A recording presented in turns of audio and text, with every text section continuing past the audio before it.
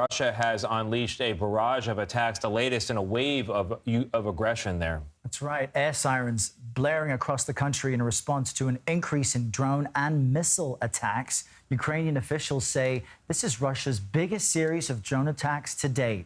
The spike in violence coincides with growing talks of Ukraine launching its counter-offensive in springtime against Russia. CBS News foreign correspondent Charlie Agata joins us now from Kyiv. Charlie, what more are we learning about these drone and missile strikes across Ukraine?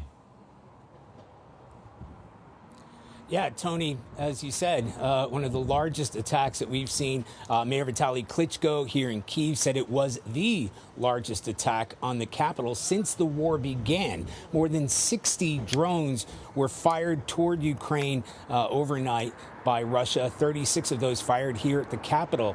All of them were intercepted, but of course they do damage on their way down. A number of people have been injured here in the capital, and we heard the explosions overnight. In fact, the air raid sirens were going from about midnight on. They continued at 6 o'clock this morning, and then there was a national air raid siren at 10:30. So it just gives you an indication as to how much the Russians have picked this up, not only here, but in cities like Kharkiv, Kherson, Mykolaiv, Odessa. Odessa was smashed with what looks to be a cruise missile that hit a warehouse. Part of that warehouse was a Red Cross distribution center.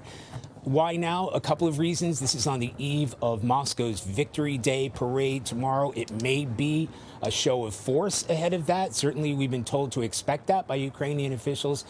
In addition, you mentioned the long-anticipated Ukrainian counteroffensive. It may have started in bits, not a huge counteroffensive, but military analysts say this may be a way to degrade Ukrainian air defenses ahead of that counteroffensive.